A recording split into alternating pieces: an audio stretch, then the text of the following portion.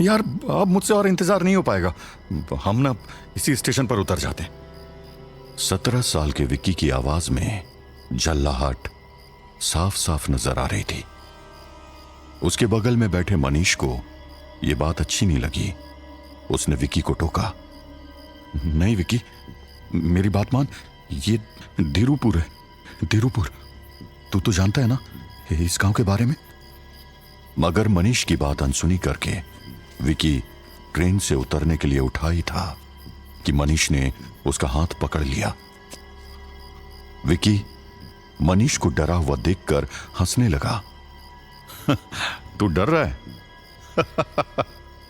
भाई क्या तू भी दादी की निशाचनी वाली बात पर यकीन कर रहा है हा? निशाचनी का नाम सुनते ही मनीष की सिट्टी पिट्टी गुम हो गई। मनीष ने झांक कर बाहर देखा। स्टेशन पूरी तरह से अंधेरे की गिरफ्त में था। दूर दूर तक कोई यात्री नहीं दिख रहा था। विक्की और मनीष जिस ट्रेन में बैठे थे वो ट्रेन पिछले 1 घंटे से धीरूपुर रेलवे स्टेशन पर रुकी हुई थी, जो कि इस ट्रेन का स्टॉपेज भी नहीं था।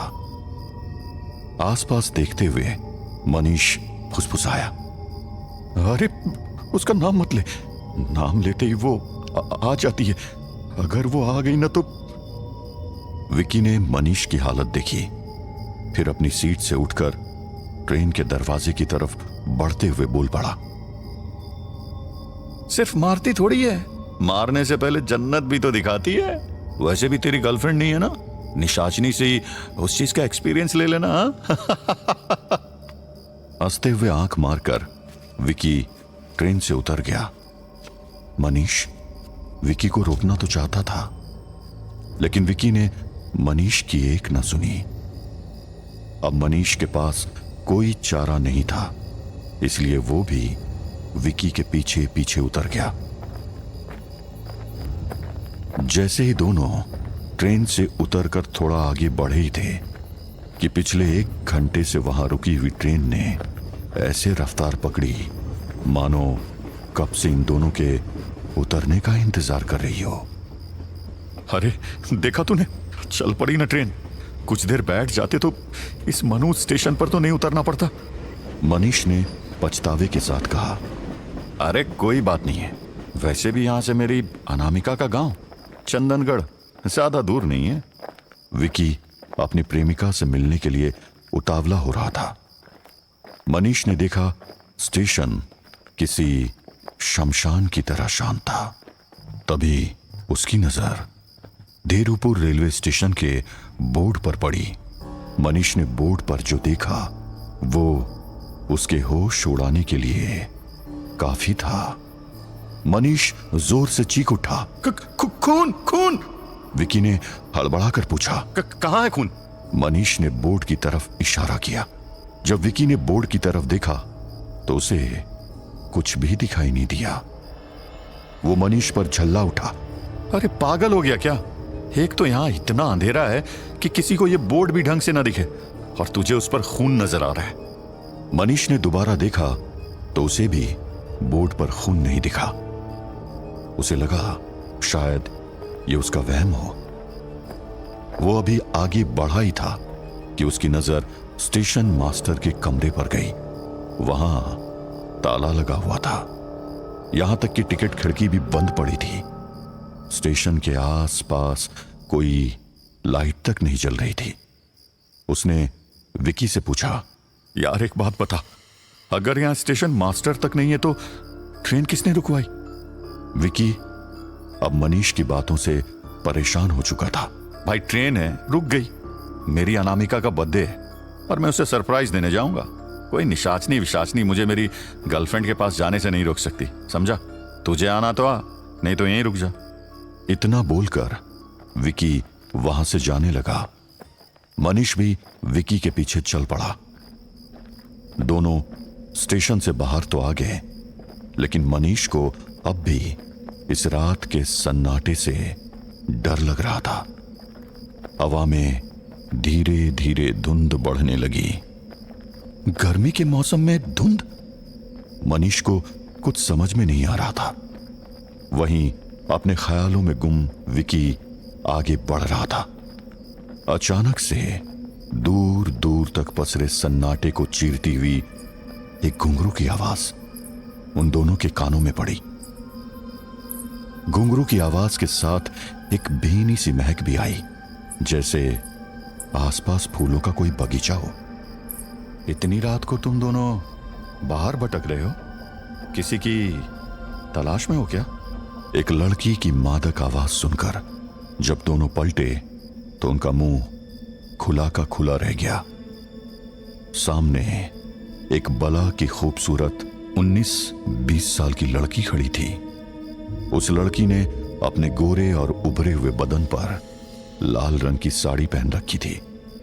सुराही सी गर्दन, हिरणी सी चाल और लंबे घुंघराले बाल उसकी खूबसूरती पर 4 चांद लगा रहे थे। सबसे आकर्षक थी उसकी नीली समंदर सी आंखें, जो किसी को भी अपने वश में कर सकती थी। पायल छनकाती वो लड़की मनीष और विकी के करीब पहुंच गई। मनीष और विकी को ऐसा लग रहा था जैसे टीवी से निकलकर कोई मॉडल उनके सामने खड़ी हो गई हो। वो लड़की उन दोनों के पास आकर खड़ी हो गई। उसके चेहरे को देखते देखते विकी बोल पड़ा, हमें चंदनगढ़ गांव जाना है। लड़की मुस्कुराई और बोल पड़ी, चंदनगढ़ तो बहुत दूर है, सुबह कोई सवारी मिल जाए तो चले जाना। अंधेरे से डर नहीं लगता क्या? हाँ, हम सुबह चले जाएंगे। आज रात रहने लायक कोई जगह मिलेगी? मनीष ने विकी के बोलने से पहले उत्तर दे दिया। उस लड़की ने मनीष की आंखों में आंखें डाली और बोली, यहां आसपास तो कोई ऐसी जगह नहीं है, लेकिन तुम चाहो तो मेरे घर आज रात रह सकते हो। मनीष ने विकी की तरफ देखा। विकी उस अप्सरा जैसी लड़की के चेहरे से नजर नहीं हटा पा रहा था। हाँ, हम चलने को तैयार हैं। उस लड़की की खूबसूरती से मंत्रमुग्ध हुए विकी ने कहा। मनीष को इतनी रात में एक लड़की का मिल जाना अजीब लगा। वो विकी से कुछ कहना चाहता था, मगर विकी उस लड़की के पीछे चलता जा रहा था, जैसे उस औरत ने विकी को अपने वश में कर लिया हो। मनीष भी उस लड़की के आकर्षण को महसूस कर रहा था। फिर वो औरत आगे आगे चलती गई और वो दोनों उसके पीछे पीछे। कुछ ही देर में वे लोग एक हवेली के सामने जाकर खड़े हो गए। विकी तो उस औरत के पीछे पीछे जा रहा था, लेकिन मनीष हवेली देखकर डर गया। वो विक्की को रोक लेना चाहता था, लेकिन वो अपनी जीभ तक नहीं हिला पा रहा था, मानो उसकी जीभ उसके बस में थी ही नहीं। वैसे उसके कदम भी उसके वश में कहां थे। लड़की के पीछे विकी और मनीष हवेली के अंदर खींचे चले गए।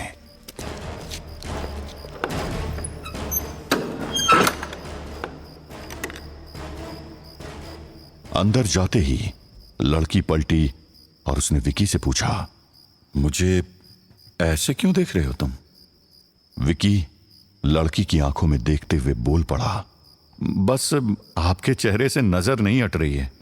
इतने में ही उस लड़की ने विकी को अपनी बाहों में खींच कर कहा, फिर इतने दूर क्यों? मुझे और करीब से देख लो। विकी उसकी खूबसूरती के आगे खुद को काबू नहीं कर पाया और उसने उस लड़की के नर्म होंठों पर अपने होंठ रख दिए और उसकी कमर को कसकर पकड़ लिया। उस लड़की ने भी विकी की गर्दन पर अपनी उंगली फेरी और उसे अपने आगोश में ले लिया। उस लड़की और विकी के बीच अब कोई दूरी नहीं थी। वो मदहोश होकर उस पल में खो चुका था, लेकिन अगले ही पल उस लड़की का रूप बदलने लगा। 19-20 साल की लड़की देखते देखते 25-26 साल की औरत में बदल चुकी थी। उसके दांत लंबे होने लगे। विकी कुछ समझ पाता इससे पहले ही उस औरत ने विक्की की गर्दन पर अपने नुकीले दांत चुभो दिए और वो उसका खून पीने लगी। कुछ ही पलों में विक्की का निर्जीव शरीर जमीन पर आ गिरा। यह औरत और कोई नहीं, जवान लड़कों का काल निशाचनी थी। फिर उसने मनीष की तरफ नजर घुमाई। उसने देखा कि मनीष डर के कारण पहले ही मर चुका है। उसने मनीष के सिर पर हाथ रखा और जोर जोर से हंसने लगी। हवेली से कोसों दूर लोग उस रात हवेली से आती निशाचनी के घुंघरुओं और उसकी हंसी की आवाज सुन पा रहे थे।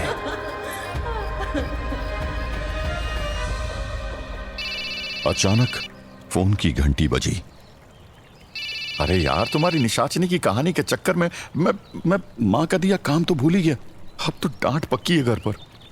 15 साल का राजीव, जो अपने दोस्तों के साथ नदी किनारे बैठा था, सुमित द्वारा सुनाई जा रही निशाचनी की कहानी खत्म होते ही बोल पड़ा। राजीव और सुमित के साथ उनका दोस्त 17 साल का अंकित भी वहीं मौजूद था। सुमित ने जैसे ही राजीव की बात सुनी तो वो बोल पड़ा, अरे ये कहानी नहीं, सच्चाई है भाई। अंकित सुमित का मजाक उड़ाने लगा। चल रहने दे, तू हमेशा भूतिया कहानी लेकर आता है। तेरी कहानी के हीरो विक्की और मनीष मरने के पहले तुझे निशाचनी की कहानी बताने आए थे क्या? अंकित की बात सुनकर सुमित झल्ला पड़ा। देख अंकित, तुझे नहीं मानना है ना तो मत मान। शहर में पढ़ने क्या चला गया? तुझे तो हमारी हर बात बकवास लगने लगी। आज शाम से 6 बजे के बाद 21 साल का कोई भी लड़का ना घर के बाहर दिख जाए ना तो मेरा नाम बदल देना। अब से पूरे 1 महीने तक उसका प्रकोप रहेगा। वैशाख के महीने में वो सबसे ज्यादा शक्तिशाली होती है। वो 21 साल से कम सभी लड़कों के शिकार पर निकलती है। अंकित ने अपने दोनों हाथ जोड़े और बोला, बंद कर दे भाई, मैं गर्मी की छुट्टियों में तेरी भूतिया कहानी सुनने गांव नहीं आता हूं। राजीव 15 साल का एक सुलझा हुआ और समझदार लड़का था। वो अपने दोस्तों के बीच हमेशा अपने अंदाज में लड़ाई सुलझा दिया करता था। बातें बहस में बदलती देखकर माहौल को बदलने के लिए राजीव ने टॉपिक चेंज करते हुए कहा, अरे हाँ, छुट्टियों में तो ये बस रूपा भाभी को देखने आता है। हाँ? सुमित राजीव को छेड़ने लगा। रूपा भाभी? वाह भाई, मुझे भी तो बताओ अपनी इस रूपा भाभी के बारे में। हाँ?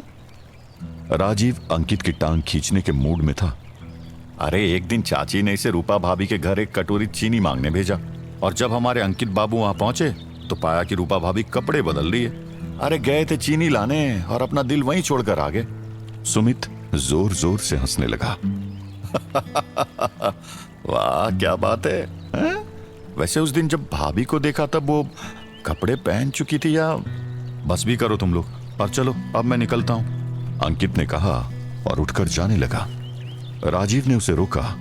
अरे माँ ने चाची को साड़ी में फॉल लगाने दिया था, मैं वही लेने तेरे घर जा रहा था और यहां उलझ गया। चल मैं भी साथ चलता हूं। और वो अंकित के साथ चल पड़ा। अंकित और राजीव जब अंकित के घर पहुंचे तब अंकित की मां ने उसे गुजिया दिया। उसके बाद राजीव ने अंकित की मां से पूछा, चाची माँ की साड़ी में फॉल लग गया क्या? माँ ने साड़ी लेकर आने को कहा था। हाँ बेटा, मैं अभी लेकर आई। इतना कहकर अंकित की मां दूसरे कमरे में साड़ी लेने चली गई। तभी अंकित ने इशारे से राजीव को छत पर चलने को कहा। छत पर उन दोनों ने जो देखा वो देखकर बस टकटकी लगाकर देखते ही रह गए।